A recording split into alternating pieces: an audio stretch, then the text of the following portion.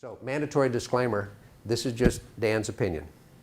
I fully expect that most of you will disagree with at least some of this. Some of you may disagree with all of it, and if so, too bad, no cookie for you.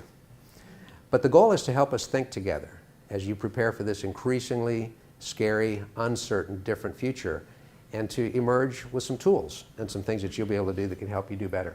So to really blow your minds and show you how sophisticated I am, can I just kind of wipe you out with an amazing computer-generated image?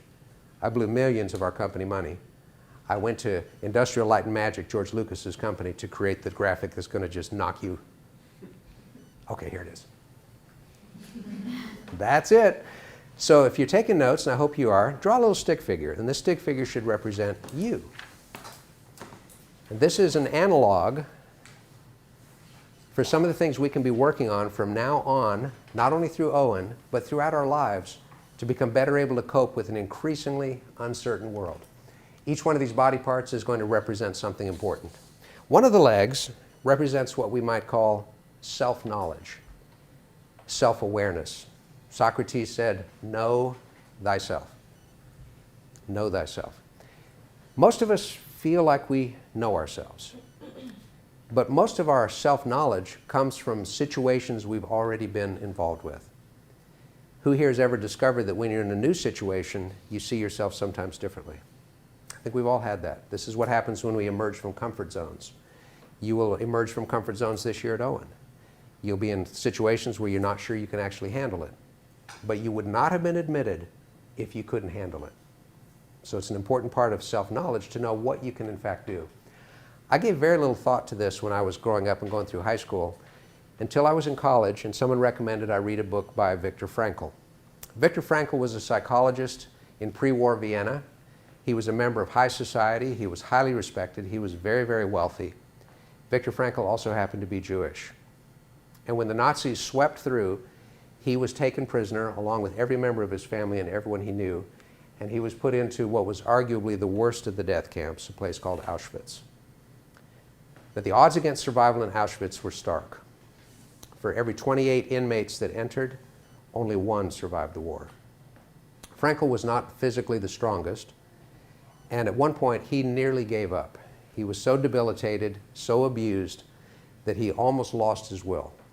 He learned that his wife had died in the camps, he learned that his children had died, and he began to watch so many of his friends die and simply give up. But something triggered in him. He was a trained psychologist, and he began to wonder, why is this person dying? And this person who is weaker physically, not giving up. And he began to ask them questions, and he discovered there was something in common. Each of the people that managed to survive had an incredibly powerful reason to survive. And Frankl was so horrified by what had happened in the camps that he made a decision that he was going to survive no matter what. His goal was to write a book about what happened in the camps. He said, people need to know what happened here. And if I don't survive, at least myself survive, then maybe nobody will survive and nobody will write what happened here. It's an incredible purpose. And from that moment forward, it was clear in his mind that he would survive. When he was liberated and eventually rehabilitated, Frankl did write the book. The book is called Man's Search for Meaning. I recommend it to everyone, particularly people in your generation. And one of the most powerful quotes that came from the book was this one. When we're no longer able to change a situation, we are challenged to do what? Change ourselves. Almost everything in the camp was in the category of things that needed to be simply accepted. But what he could control was how to change himself, his attitudes, and his desire to live. Self-knowledge comes when we are willing to analyze and evaluate and think about ourselves. It's not easy to do because we often lapse into self-pity and self-criticism. And so that's not pleasant, so we shift gears. Or sometimes when we think about how great everything's going, we don't go below the surface to say, how am I reacting to this? How am I responding to this? Self-knowledge can only be improved if we get ourselves into new situations where we have to be tested and stretched. I hope at some point this fall, you go through a bit of a crisis. Not because I'm cruel, but because when we go through great challenges and great difficulties, we have to dig a little deeper. We've got to see what's down there. What am I really all about? And check that out. Sometimes we're very objective about ourselves, but most of us are not. So find somebody that you trust that can help you, and that can become a mentor, somebody that can give you insights and guidance to help become more of the kind of person that you want to become. New situations always cause us to develop more self-knowledge. There's no question about it. And here at Owen, you'll be in many of those new situations. So learn to find the strength that's within, because that will always be there for you. And our other leg is people knowledge. We talked about a little bit of that this morning. How to understand human nature just a little bit better, how to communicate, how to get along with people, simply how to relate. What if I could teach you a really simple way with one finger you could get much better at understanding human nature? Who's down? One finger, one quick move. Here it is. This is the quick move. Most of us love our devices. I love my device. But whoever has found in conversations that these become barriers? In other words, every year on Valentine's Day, it's an interesting phenomenon all around the world. People go out. And let's say that we've gone out to eat, and you sit down, and I sit down, and my phone sits down, and your phone sits down, and my 317 friends, and your 2,045 friends. And you can see this in restaurants all over. It doesn't have to be Valentine's Day. Somebody's in an animated conversation, and then suddenly they're, oh, wow, man, oh, that's like awesome. hang on. Ever seen that happen? And so what does this convey to the person that we are ostensibly having dinner with? A complete and total disregard that you're interesting to me only unless I get a better offer. And one of the challenges of being so digitally connected all the time is that we fail to be where we are. And one of the best ways to understand human nature is to go long periods of time where you are phone-free voluntarily. Now, the first time that happened to me, it was not voluntary. I must confess, I was in the restroom, and my phone went into the place of swirling waters. That was a highly embarrassing moment. I was not going to go after it. There it went, gone. And I felt as though the oxygen had been sucked out of the room. It's like, my life is in that phone. My contacts, my message. And this was in a time when it wasn't so easy to just walk down and replace a phone. And I remember thinking, okay, I've lost my phone. I don't have any insurance. It's going to be expensive to replace it. You know, I'm just going to go without it for a little while. And at first, it was the most disorienting sense in the world. How am I going to get around? How am I going to find things? What am I going to do? And then something odd happened. It became very liberating. And I began to enjoy looking at my path as I walked instead of looking at my hand. I noticed the tops of buildings. I noticed green grass. I saw birds that were not angry. It was a whole new experience. And it took me a little bit of effort to go ahead and get another phone because it was such a fun time. So every once in a while, I would encourage you to have phone-free days. Just leave the thing at home. And although at first 30 minutes or so is going to be like, oh, where am I? It gets to be kind of a really cool experience, which can be very, very enjoyable too. Unfortunately, too many people take more photos of their food than enjoy their food. Too many people sit sharing a YouTube video together than they do actually expressing something. Too many people send somebody a like digitally instead of just reaching out to them and saying, I like what you did that day. So understanding human nature often means just being a student of it. I'd suggest at some point, take a little break, sit in a crowded room, and try to study people on the opposite side of the room that are conversing. You can't hear them. Try to guess what their conversation is about from their body language, from their facial expression. Are they in tune? Are they arguing? Are they fighting? Are they laughing? And just enjoy that whole process of understanding people. Most of us hang out with the same kind of people. You're going to meet all kinds of new people over the next few weeks. My encouragement is to try to spend time with different types of people as much as you can, especially those that challenge you. And spend as much time as possible with people that are of different generations, different cultural backgrounds, because that helps us grow and expand in a great way. I love this quote. Life is not lived in the glow of a monitor. It's not a series of status updates, and it's not about your friend count. It's about friends you can count on. That sounds like a philosopher, right? An anti-tech person, actually written by the chairman of Google. So people is what it's really about, and understanding human nature cannot be helped because of a device, but it can definitely be enriched by spending that time with people. One of our arms represents a capability that's called flexibility. Let me try to give you my definition of flexibility. Flexibility is how quickly can we let go of a preconceived notion. Example, we're planning a great outing to go swimming. We walk outside and it's not sunny the way the forecast was, it's raining. Typical person says, it's not supposed to be raining. And we all know some people that their whole day is ruined because of that. Flexibility says, it's not sunny, it's raining, let's learn to dance in the rain. In other words, can we let go of a preconceived notion? All prejudices, all closed-mindedness happen when people are unwilling to let go and become slightly more flexible. For example, the election for the President of the United States in November of 2016. Was that outcome predicted? Absolutely wasn't. I was actually in Lithuania, 8 time zones ahead of Nashville, which meant it was 10 o'clock in the morning, Lithuania time, and I was listening to a broadcast when I found out that this had happened. I thought that it was fake news supplied by the Russians. We were next to the Russian border. Look at the map and see where Lithuania is. It's a NATO member that borders Russia. And I was in complete, absolute denial for nearly an hour. Because my whole approach to it was I've studied every opinion poll, every survey, I studied political science, I know what's going to happen, I know who will win the election. And this happened. And it was a phenomenal exercise in how inflexible, and it took me a while to kind of get my head around that whole notion. But there's some people who still haven't gotten their head around that whole notion. And they're in denial that it happened.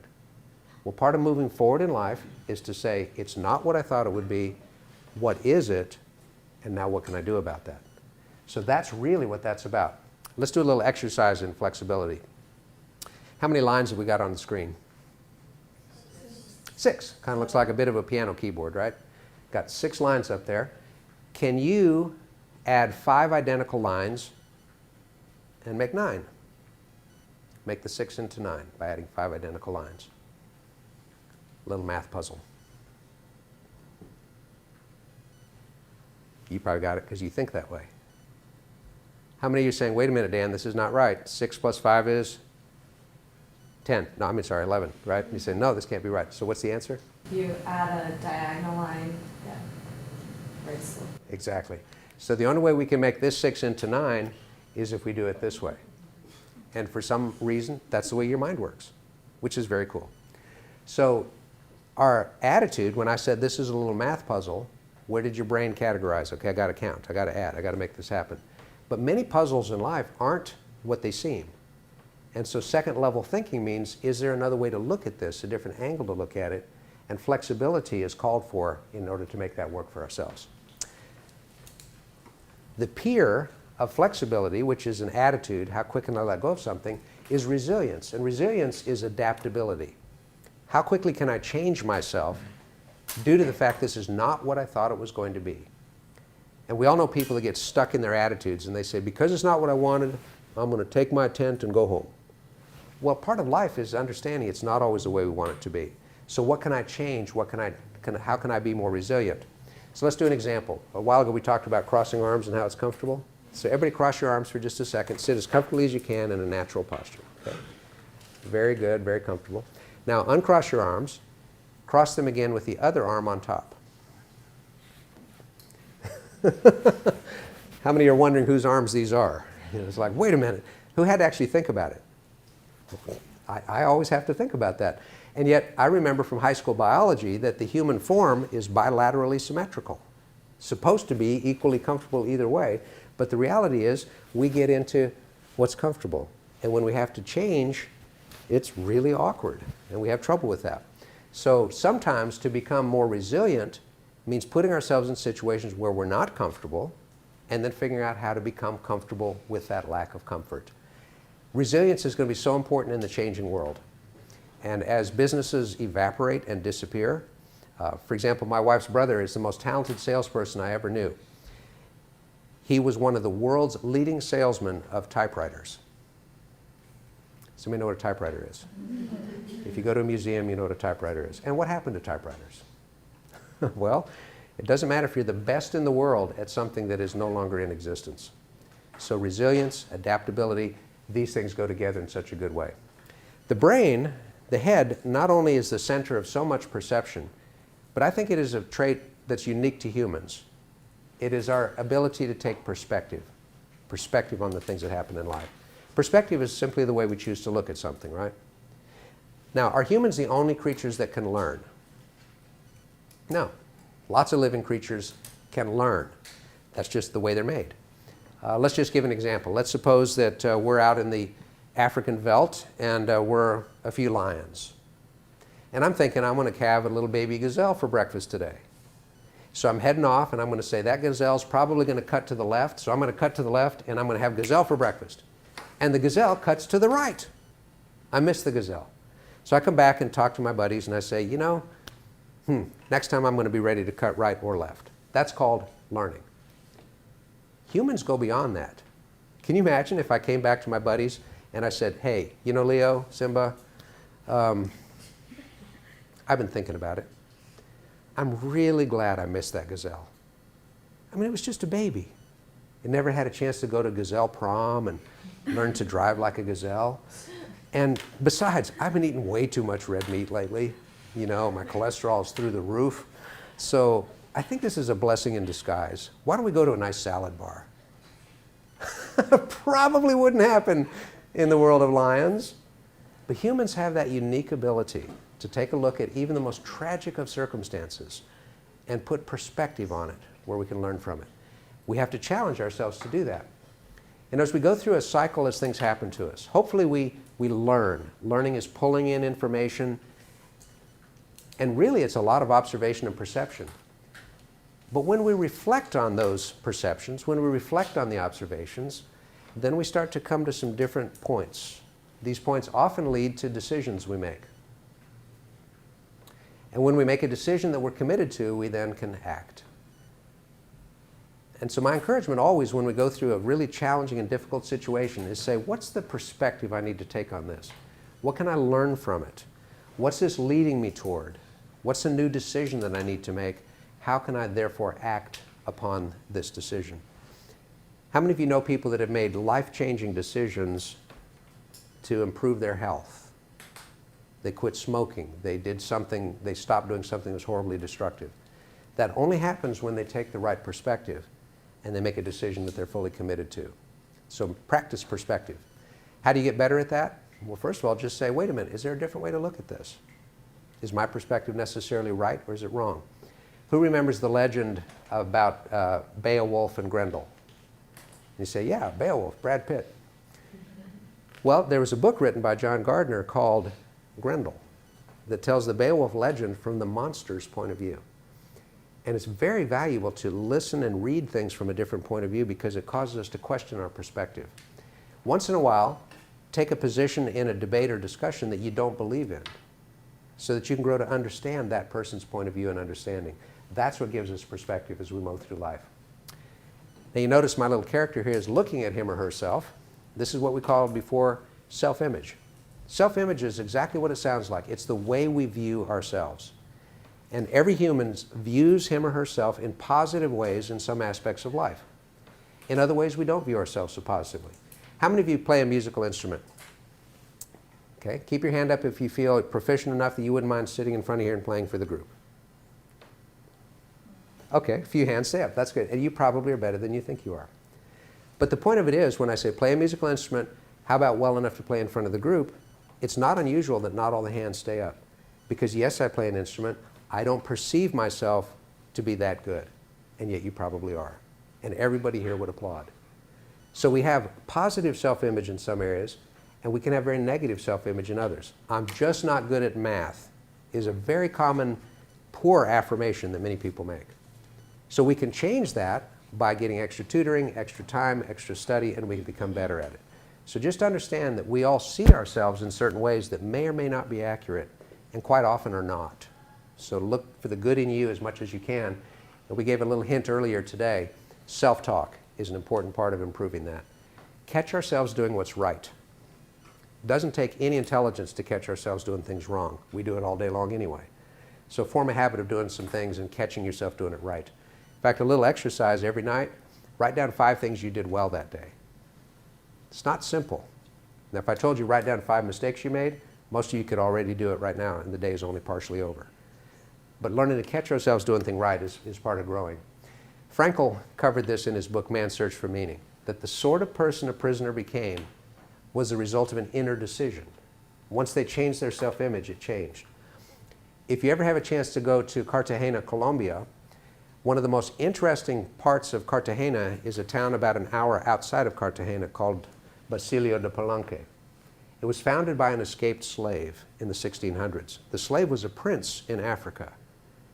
And his village that he created was burned out by the Spaniards multiple times. They would melt into the jungle, come back and rebuild. And eventually the Spaniards got tired of it, and that village still exists today. And there's a statue in the town plaza of the man who said, yes, we were enslaved, but we were not slaves. And that's what self-image is all about. It's how we see ourselves in such a powerful way. The heart, in our little stick figure here, represents values. Values are the things that are always true. Now, there are many things that change due to technology and the rest of that, but your notions of what you believe to be right, your notions of what you believe to be wrong, should be things that you explore strongly enough and powerfully enough that they become unshakable. Not easy to do that. We live in a very comfortable society. But if you've ever talked to someone that came from a war zone, an active war zone, and their existence from day to day was in question, often their set of values are somewhat different to our own. Although we will hopefully never be in that situation, we can do what Einstein called thought experiments. Put yourself in different situations. How would you respond? For example, how many of you believe that it's good to take care of refugees that are political in crisis? That's a good thing for countries to do. Most people in opinion polls say that's a good thing to do.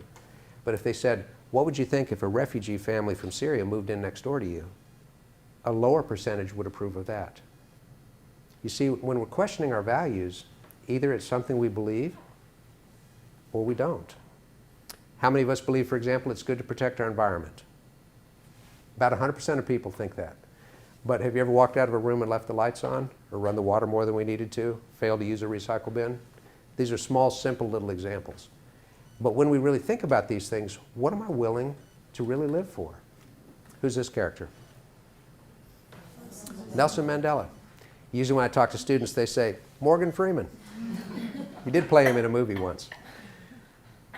And Mandela, we know, spent a great deal of time in Robben Island in that prison cell. He spent 27 years there, to be exact.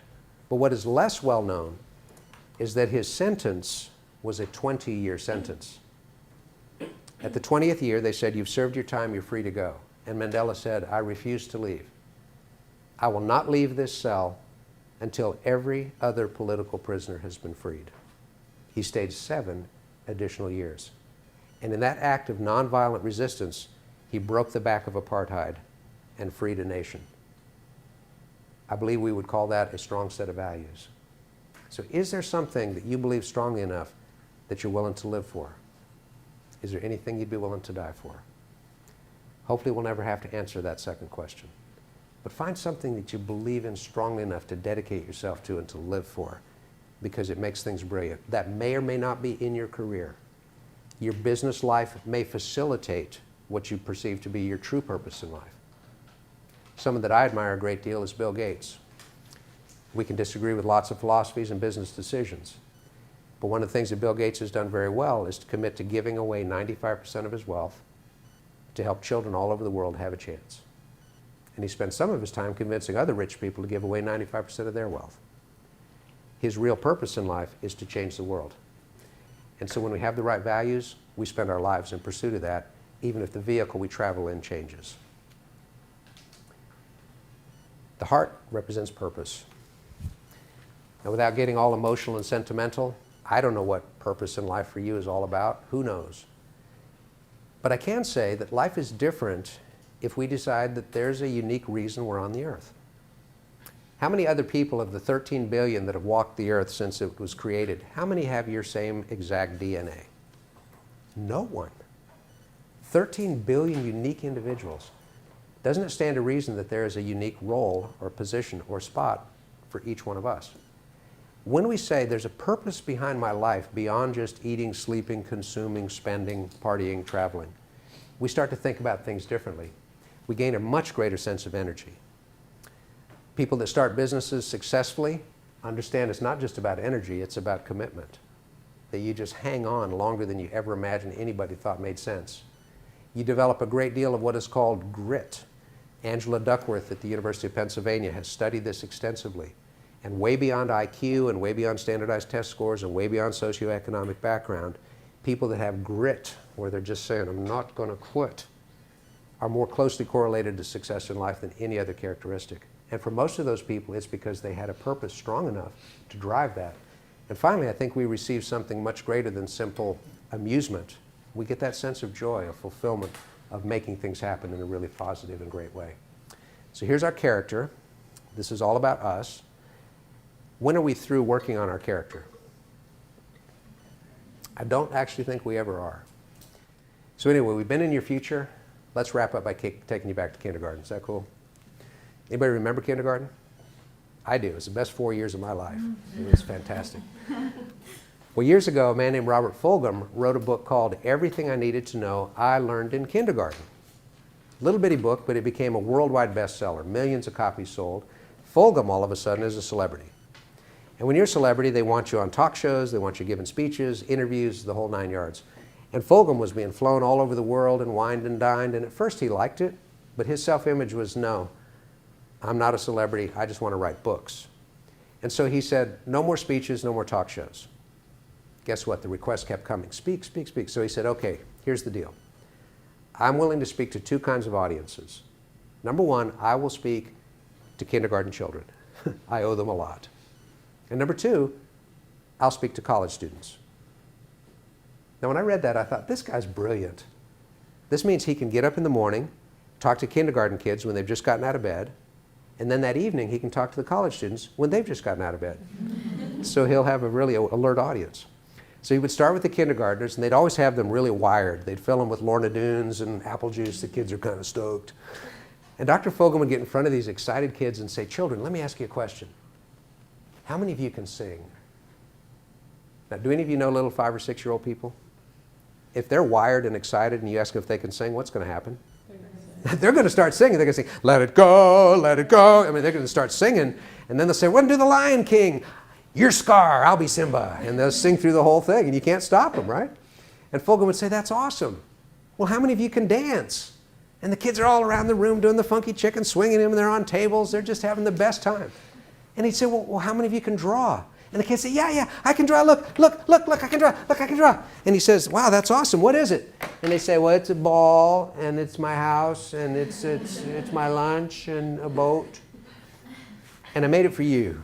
You know, and is that not true? The little kids, right? Well, he'd take a nap, and then that evening, he'd go to a university, and there'd usually be a large crowd of 1,000 or more students. And Dr. Fulghum would say, students, let me ask you a question. How many of you can sing? And there's a few hands and a little muttering like, man, you sing badly when you're drunk. You know, well, shut up, you sing in the shower, bad. But not many hands. And then he'd say, well, how many of you can dance? You get a couple of dancers raising their hands, and the rest of them, oh, no, I got the earbuds. I do this once in a while, but I don't dance that much. And he'd say, well, how many of you can draw? A couple of artists and architects, but everybody else, oh, no, I'm primarily text-based, you know, don't really. And Fulghum would look at this crowd and say, what has happened to you? When you were 5, you could do anything. Now you're 25, you can't even sing, you can't even dance, and you can't even draw. Well, I think we know what happened, right? Sometime between being really little and being bigger, we learn a brand new skill. The skill is called how to be embarrassed. You ever notice that babies are not born with that skill? Babies don't get embarrassed about anything. Observe a 3-month-old sometime. They do 4 things. They eat, they sleep, they cry, and they poop. And they're proud of all of it. You know, no big deal. You can walk in and go, oh my gosh. They go, oh, you want more? You know, yeah, look at me. But over time, a little of this and a little of that and social normalization, and it's like, whew. Now, personally, I believe that some kinds of embarrassment are very healthy for perpetuation of species. If you think it'd be embarrassing to play ultimate frisbee on I-65 in rush hour wearing no clothes at all, that's a good embarrassment, okay? But here's my final encouragement. Try not to let the fear of disapproval keep you from figuring out who you uniquely are meant to be.